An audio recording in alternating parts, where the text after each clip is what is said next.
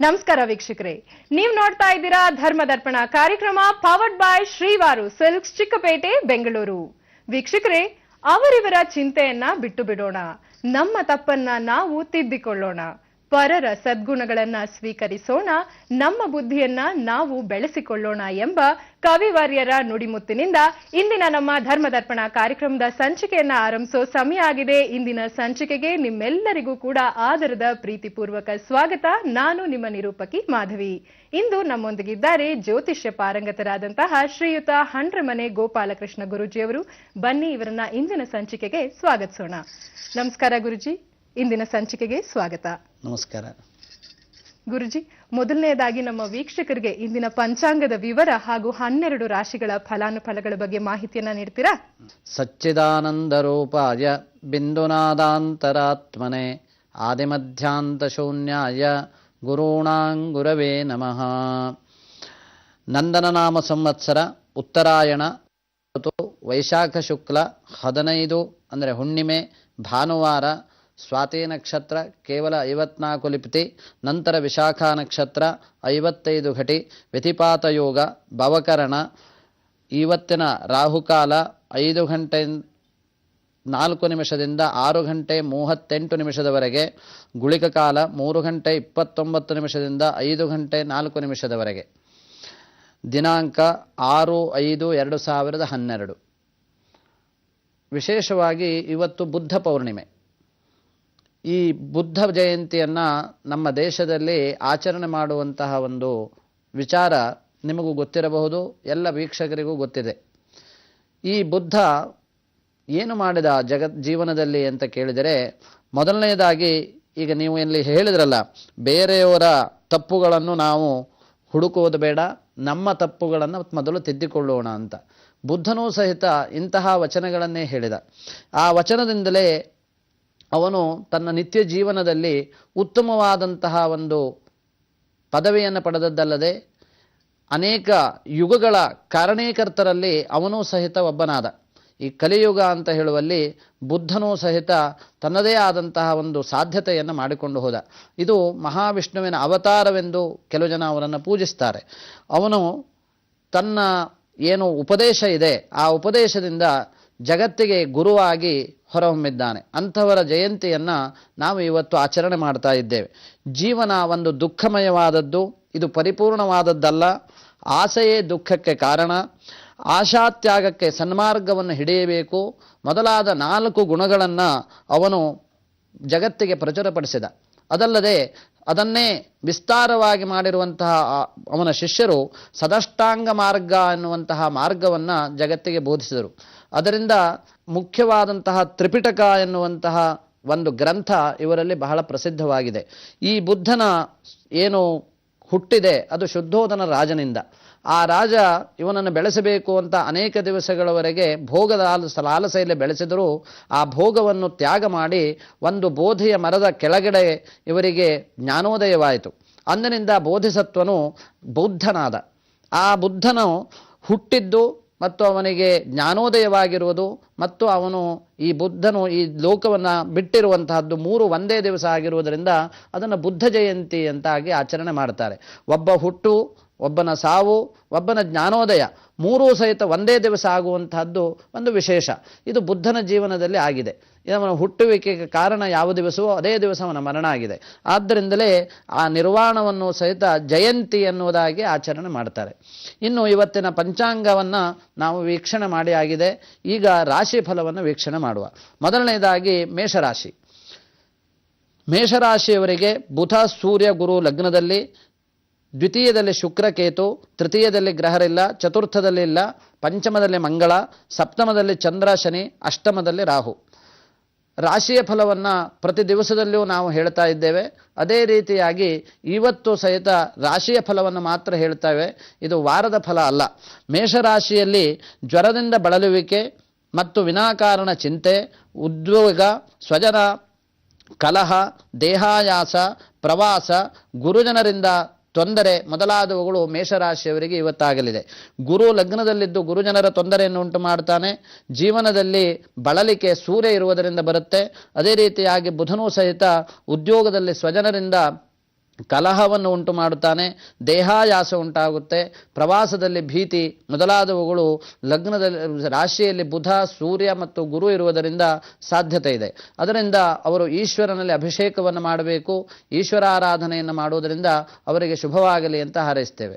ಈಗ ವೃಷಭ ರಾಶಿ. ವೃಷಭ ರಾಶಿಯಲ್ಲಿ ಮೃಷ್ಟಾನ್ನ ಭೋಜನ, ಸಂತೋಷ, ಬಂಧು ಬಳಗದಿಂದ ಅನುಕೂಲ, ಶ್ರೀಕ್ಷೇತ್ರ ದರ್ಶನ, ಶತ್ರುತ್ವ ಯಾರಲ್ಲಿತ್ತೋ ಅದರಿಂದ ನಿವಾರಣೆ. ಲಗ್ನದಲ್ಲಿ ಶುಕ್ರ ಬಲಿಷ್ಠನಾಗಿದ್ದಾನೆ, ಶತ್ರುಸ್ಥಾನದಲ್ಲಿ ಚಂದ್ರ ಮತ್ತು ಶನಿ ಜೊತೆ ಇದೆ. ವೃಷಭ ರಾಶಿಗೆ ಭಾಗ್ಯಸ್ಥಾನಾಧಿಪತಿ ಅನುಕೂಲಕರವಾಗಿದ್ದಾನೆ. ಅವರು ಇವತ್ತು ವಜ್ರದ ಹರಳುಗಳನ್ನು ಧಾರಣ ಮಾಡುವುದರಿಂದ ಅಥವಾ ತೆಗೆದುಕೊಳ್ಳುವುದರಿಂದ ಅವರಿಗೆ ಅನುಕೂಲವಾಗುತ್ತೆ. ಈಗ ತೃತೀಯ ರಾಶಿಯಾದಂತಹ ಮಿಥುನ ರಾಶಿಯವರ ಫಲ. ಮಿಥುನ ರಾಶಿಯವರಿಗೆ ದೇಹ ಸೌಖ್ಯ, ಮಕ್ಕಳ ಆರೋಗ್ಯ ಮತ್ತು ಸುಧಾರಣೆ, ಉದ್ಯೋಗ, ಯಶಸ್ಸು, ಜೀವನದಲ್ಲಿ ಶುಭ ದಿನಗಳನ್ನು ಅವರು ಕಾಣಲಿಕ್ಕಿದ್ದಾರೆ. ಮಿಥುನ ರಾಶಿಯಲ್ಲಿ ವಿಶೇಷವಾಗಿ ವಿದ್ಯಾವಂತರು, ಆರ್ಥಿಕವಂತರು, ಬೌದ್ಧಿಕವಾದಂತಹ ಕೆಲಸ ಮಾಡುವವರು ಇರ್ತಾರೆ. ಅವರು ಇವತ್ತು ಅತ್ಯಂತ ಶುಭ ದಿವಸ. ಲಾಭದಲ್ಲಿ ಅವರಿಗೆ ಸೂರ್ಯ ಮತ್ತು ಬುಧನಿರುವುದರಿಂದ ಅವರ ಕೆಲಸಗಳ ಕಾರ್ಯಗಳು ಇವತ್ತು ನೆರವೇರುತ್ತವೆ. ಮತ್ತು ಪಂಚಮದಲ್ಲಿ ಚಂದ್ರ ಶನಿ ಯೋಗ ಅವರಿಗೆ ಅನುಕೂಲವನ್ನು ಉಂಟು ಮಾಡಲಿಕ್ಕಿದೆ. ಯೋಗಕಾರಕನಾದಂತಹ ಶನಿ ಏನಿದ್ದಾನೆ ಅವನು ಪಂಚಮದಲ್ಲಿ ಉಚ್ಚನಾಗಿರುವುದರಿಂದ ಅವರ ದೇಹ ಸೌಖ್ಯ, ಮಕ್ಕಳ ಬಗ್ಗೆ ಅವರ ಚಿಂತನೆ ಅನುಕೂಲಕರವಾಗಲಿಕ್ಕಿದೆ. ಈಗ ಕರ್ಕಟಕ ರಾಶಿ. ಕರ್ಕಟಕ ರಾಶಿಯಾಧಿಪತಿಯಾದ ಚಂದ್ರನು ನೀಚ ಸ್ಥಾನದಲ್ಲಿ ಹೋಗಲಿಕ್ಕೆ ಈಗ ನಿಂತಿದ್ದಾನೆ. ಅವನು ಈಗ ನಿಂತಿರುವಂತಹದ್ದು ವಿಶಾಖ ನಕ್ಷತ್ರದಲ್ಲಿದೆ. ಈ ವಿಶಾಖ ನಕ್ಷತ್ರದಲ್ಲಿ ನೀಚ ರಾಶಿಗೆ ಇನ್ನು 2 ಅಂಶಗಳು ಹೋದರೆ ನೀಚ ರಾಶಿಯಲ್ಲಿ ಹೋಗುತ್ತೆ. ಆ ಕಾರಣದಿಂದ ದೇಹದ ಆಯಾಸ, ದೇಹದಲ್ಲಿ ಬಳಲಿಕೆ ಮತ್ತು ದೂರ ದೇಶದ ಗಮನ ಮಾಡುವಂತಹದ್ದು, ವಾಹನದ ಪ್ರಯಾಣ ಅವರಿಗೆ ನಿಷಿದ್ಧ. ಆ ಕಾರಣದಿಂದ ಅವರು ಶ್ರೀಚಕ್ರ ಆರಾಧನೆಯನ್ನು, ದೇವಿಯನ್ನು ಸ್ಮರಿಸಿಕೊಂಡು ಮುಂದೆ ಹೋಗುವುದು ಒಳ್ಳೆಯದು. ಈಗ ಸಿಂಹರಾಶಿ. ಸಿಂಹರಾಶಿಗೆ ಸ್ಥಾನಾಧಿಪತಿಯಾದ ರವಿಯು ಉಚ್ಚನಾಗಿದ್ದಾನೆ, ಬುದ್ಧಿವಂತರಿಂದ ಅನುಕೂಲ. ಅದೇ ರೀತಿಯಾಗಿ ಅಧಿಕಾರಿಯ ವರ್ಗದವರಿಗೆ ಇವತ್ತು ಅಪಾಯದಿಂದ ಪಾರವಾಗುತ್ತಾರವರು. ದೇಹ ಪೀಡೆ ಮತ್ತು ರೋಗದ ಬಗ್ಗಾಗಿ ಅವರ ಚಿಕಿತ್ಸೆಯನ್ನು ಪಡೆಯುವಂತಹ ದಿನ ಇದಾಗಿದೆ. ಅದಕ್ಕೆ ರವಿಯೇ ಕಾರಣಕನಾಗಿರುವುದರಿಂದ ಅವರಿಗೆ ಆರೋಗ್ಯವು ಸಹಿತ ಸುಧಾರಣೆ ಆಗುತ್ತೆ. ಲಗ್ನ ಸ್ಥಾನದಲ್ಲಿ ಮಂಗಳ ಇರುವುದರಿಂದ ಅವರ ಕೆಲಸಗಳು ಇವತ್ತು ಪೂರ್ತಿಗೊಳ್ಳಲಿವೆ. ಈಗ ಕನ್ಯಾ ರಾಶಿ. ಕನ್ಯಾ ರಾಶಿಯು ರೋಗಮುಕ್ತಿಗೋಸ್ಕರ ಅವರು ಪ್ರಯತ್ನ ಮಾಡ್ತಾರೆ. ಆದರೆ ವ್ಯಯಸ್ಥಾನದಲ್ಲಿ ಮಂಗಳ ಇರುವುದರಿಂದ ಧನಹಾನಿ, ದೇಹಾಲಸ್ಯ, ಪೀಡೆ, ಬಂಧುಗಳಲ್ಲಿ ಅನಾರೋಗ್ಯದ ಒಂದು ವಾತಾವರಣ ಉಂಟಾಗುತ್ತೆ. ಅದರಿಂದ ಬಂಧುಗಳ ಬಗ್ಗೆ ಅವರು ಲಕ್ಷ್ಯ ವಹಿಸುವುದು ಒಳ್ಳೆಯದು. ದ್ವಿತೀಯ ಸ್ಥಾನದಲ್ಲಿ ಚಂದ್ರ ಇದ್ದಾನೆ, ಷಷ್ಠಾಧಿಪತಿಯಾದ ಶನಿಯಿಂದ ಕೂಡಿರುವುದರಿಂದ ಅವರ ರೋಗಮುಕ್ತಿಗೋಸ್ಕರವಾಗಿ ದೇವಿಯ ದರ್ಶನವನ್ನು ಮಾಡಿ ಮುಂದೆ ಹೋಗುವುದು ಒಳ್ಳೆಯದು. ಈಗ ತುಲಾರಾಶಿ. ತುಲಾರಾಶಿಯವರಿಗೆ ಚಂದ್ರ ಲಗ್ನದಲ್ಲಿದ್ದು ದೇಹ ಪೀಡೆಯನ್ನು ಉಂಟು ಮಾಡುತ್ತಾನೆ. ಅತಿಯಾದ ದಾಹ, ಪತ್ನಿಗೆ ಶಾರೀರಿಕವಾದಂತಹ ಪೀಡೆ, ಉಷ್ಣರೋಗ ಮೊದಲಾದವುಗಳು ಕಾಣಿಸಿಕೊಳ್ಳಲಿವೆ. ಸಪ್ತಮದಲ್ಲಿ ಪಾಪಗ್ರಹಗಳಿರುವುದರಿಂದ ಈ ರೀತಿಯಾದಂತಹ ಫಲಗಳಾಗ್ತವೆ. ಅದಕ್ಕೆ ಈಶ್ವರ ಆರಾಧನೆ ಮಾಡುವುದು ತುಂಬ ಒಳ್ಳೆಯದು. ಆದಿತ್ಯ ಹೃದಯವನ್ನು ಪಠನೆ ಮಾಡಿಕೊಂಡು ಮುಂದೆ ಪ್ರಯಾಣವನ್ನು ಮಾಡುವುದು ಶುಭ. ಈಗ ವೃಶ್ಚಿಕ ರಾಶಿ.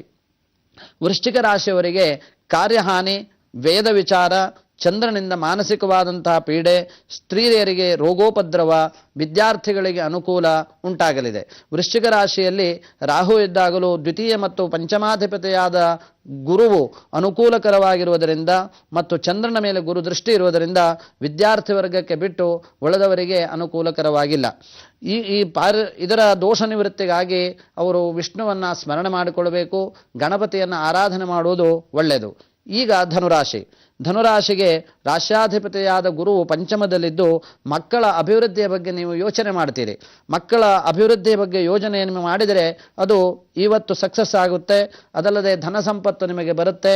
ಪಂಚಮಾಧಿಪತಿ ಅಂದರೆ ಕೇವಲ ಬುದ್ಧಿವಂತ ಒಂದೇ ಅಲ್ಲ, ಮನಸ್ಸಿನ ವಿಚಾರಗಳನ್ನು ನೀವು ಯಾವ್ಯಾವುದರಲ್ಲಿ ತೊಡಗಿಸಿಕೊಳ್ಳುತ್ತೀರೋ ಅಲ್ಲೆಲ್ಲವೂ ಸಹಿತ ಅಭಿವೃದ್ಧಿಯನ್ನು ಕಾಣ್ತೀರಿ.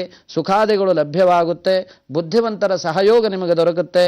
ವಿದ್ಯಾರ್ಥಿಗಳಿಗಂತೂ ತುಂಬ ಅನುಕೂಲವಾದ ದಿವಸ ಇದು ಧನುರಾಶಿಯ ಫಲ. ಈಗ ಮಕರ ರಾಶಿ. ಮಕರ ರಾಶಿಗೆ ಧಾರ್ಮಿಕ ಮತ್ತು ಪುಣ್ಯಕ್ಷೇತ್ರಗಳ ಸಂಚಾರ, ತೀರ್ಥಯಾತ್ರೆ, ಕರ್ಮದಲ್ಲಿ ಅವರಿಗೆ ಅನುಕೂಲ, ವಾಹನ ಸುಖ ಮೊದಲಾದವುಗಳುಂಟು. ಕರ್ಮ ಭಾವಾಧಿಪತಿಯಾದ ಶುಕ್ರನು ಪಂಚಮದಲ್ಲಿದ್ದು ಅವರಿಗೆ ಪುಣ್ಯಕ್ಷೇತ್ರ ದರ್ಶನ ಯೋಗ ಇದೆ. ಆದ್ದರಿಂದ ಮಕರ ರಾಶಿಯವರು ಇವತ್ತು ಸಂದರ್ಶನ ಮಾಡಿದ ದೇವಿಯಲ್ಲಿ ತಮ್ಮ ಇಷ್ಟಾರ್ಥವನ್ನು ಪ್ರಾರ್ಥನೆ ಮಾಡಿಕೊಳ್ಳುವುದು ಅನುಕೂಲ. ಈಗ ಕುಂಭರಾಶಿ. ಕುಂಭರಾಶಿಯ ಕುಟುಂಬ ಭಾವದಲ್ಲಿ ದ್ವಿತೀಯ ಭಾವ ಸ್ಥಾನಾಧಿಪತಿಯು ಸೂರ್ಯನ ಜೊತೆಗಿದ್ದಾನೆ.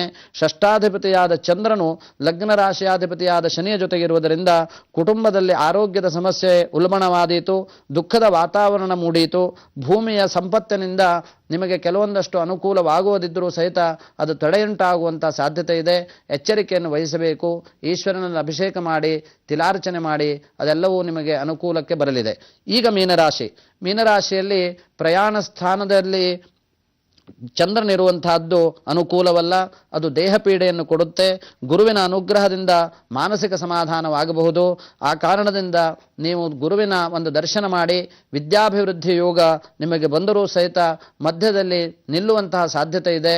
ಆ ಕಾರಣದಿಂದ ನೀವು ಈಶ್ವರನ ಒಂದು ಅಭಿಷೇಕ ಪೂಜಾದಿಗಳನ್ನು ನಡೆಸಿ ಮುಂದಿನ ಯಶಸ್ಸನ್ನು ಕಾಣಿ ಅಂತ ಹೇಳುತ್ತಾ ಎಲ್ಲ 12 ರಾಶಿಯವರಿಗೂ ಸಹಿತ ಆದಿತ್ಯನು ಶುಭವನ್ನು ಉಂಟು ಮಾಡಲಿ ಅಂತ ಹೇಳಿ ಪ್ರಾರ್ಥನೆಯನ್ನು ಮಾಡುತ್ತೆ. ಇಂದಿನ ಪಂಚಾಂಗದ ವಿವರ ಹಾಗೂ 12 ರಾಶಿಗಳ ಫಲಾನುಫಲಗಳ ಬಗ್ಗೆ ಗುರೂಜಿಯವರಿಂದ ಸಾಕಷ್ಟು ಮಾಹಿತಿಯನ್ನ ನೀವೆಲ್ಲರೂ ಕೇಳ್ಪಟ್ಟಿದ್ದೀರಾ.